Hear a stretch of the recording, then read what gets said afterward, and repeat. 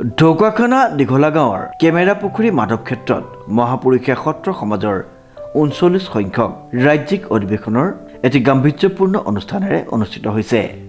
২, ৩ আৰু ৪ ফেব্ৰুৱাৰীত তিনিদিনীয়া বৰ্ণাঢ্য কাৰ্যসূচীৰে অনুষ্ঠিত হয় এই অধিৱেশনখনি।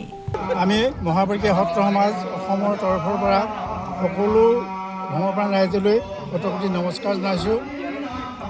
অসম মহাপুৰুষীয়া সত্ৰ সমাজ অসমৰ এইবাৰ ৩৯ সংখ্যক ঢকুৱাখানা অধিৱেশন ভাগি আমি আজি ২ তাৰিখৰ পৰা ফেব্ৰুৱাৰী ২, ৩ আৰু ৪ তাৰিখে অনুষ্ঠিত কৰিবলৈ সিদ্ধান্ত গ্ৰহণ কৰা হৈছে।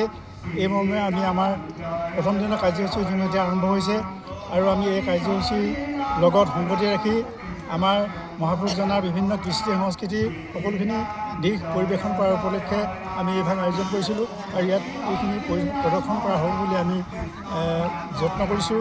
তাৰ লগতে আমি অনুষ্ঠানৰ লগত সংগতি ৰাখি দেৱদুন্দুভি নামে এখন স্মৃতি গ্ৰন্থ আমি প্ৰকাশ কৰা দিহা কৰিছোঁ আৰু এই সকলোখিনিত আমাৰ স্থানীয় ৰাইজৰ লগতে অসমৰ সকলো ৰাইজে সহযোগ কৰাৰ কাৰণে আমি নথৈ আনন্দিত হৈছোঁ।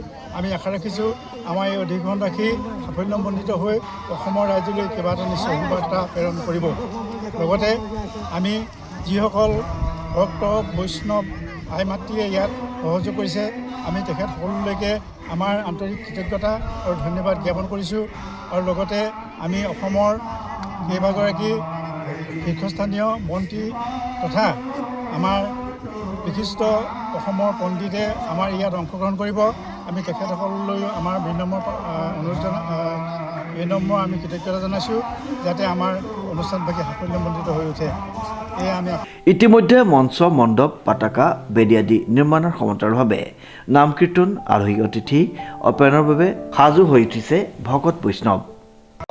আমাৰ সন্মানীয় ডক্টৰ ৰণোজ পেগু ডাঙৰীয়া শিক্ষামন্ত্ৰী, প্ৰধান বৰুৱা সাংসদ, আমাৰ স্থানীয় বিধায়ক নৱ কুমাৰ দলে যিজনে আমাৰ এই অনুষ্ঠান ভাগত পতাত ওতঃভাৱে জড়িত হৈ আমাক এই অনুষ্ঠান ভাগৰ কাৰণে আহুপকতৰ চেষ্টা কৰি সাফল্যমণ্ডিত কৰি তোলাত সহায় অৰিহণা যোগাইছে। তেখেতলোক আহি তাৰ উপৰি আমাৰ বৰদোৱাৰ সত্ৰ অধিকাৰ দেৱানন্দ দেৱ গোস্বামী পুত্ৰ অন্নজ্যোতিদেৱ গোস্বামী আমাৰ মাজত উপস্থিত হৈছেহি।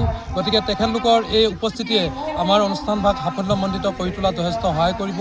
লগতে মাধৱ ক্ষেত্ৰ, কেমেৰা পুখুৰী, দীঘলা গাঁও এই পুণ্যভূমিত যিসকল ভকত বৈষ্ণৱ আহি উপস্থিত হৈছে আৰু যিসকল ভকত বৈষ্ণৱ আহিবলৈ এতিয়াও আমাৰ মাজলৈ বাকী আছে, তেওঁলোকে কাইলৈৰ ভিতৰত আহি এখন এই বৈকুণ্ঠময় এখন সমাজ ইয়াতে স্থিতি হোৱা মানসেৰে আমি তেখেতলোকক সকলোকে সেৱা ধৰিছোঁ আৰু এই নিউজ চেনেলবিলাকক যিসকলৰ দ্বাৰা আমাৰ প্ৰচাৰ পৰিৱেশনা প্ৰকাশ পাইছে তেওঁলোকলৈ আমি আন্তৰিক শুভেচ্ছা জনাইছোঁ। তেওঁলোকে মাজত আহি আমি যি আপোনালোকক আমাৰ যথাসাধ্য আমি সেৱা আগবঢ়াব পাৰিছোঁ সেই সেৱাভাগি গ্ৰহণ কৰিবৰ কাৰণে আমি সমূহ অসমবাসী ৰাইজক সেৱা ধৰা হৈছে। কৃষ্ণ। ৰাজ্যৰ ২১খন জিলাৰ শাখাৰ পৰা কেইবা সহস্ৰাধিক ভক্তপ্ৰাণ বাপ বৈষ্ণৱ আহি সমবেত হয় উক্ত অনুষ্ঠানত। অনুষ্ঠানৰ মুকলি সভাত ৰাজ্যৰ শিক্ষামন্ত্ৰী ডক্টৰ ৰণোজ পেগু, সাংসদ প্ৰধান বৰুৱা, কেইবাখনো সত্ৰৰ সত্ৰাধিকাৰ প্ৰমুখ্যে বহু কেইগৰাকী ধৰ্মপ্ৰাণ ব্যক্তি উপস্থিত আছিল। Jintu কোচৰ report, news now.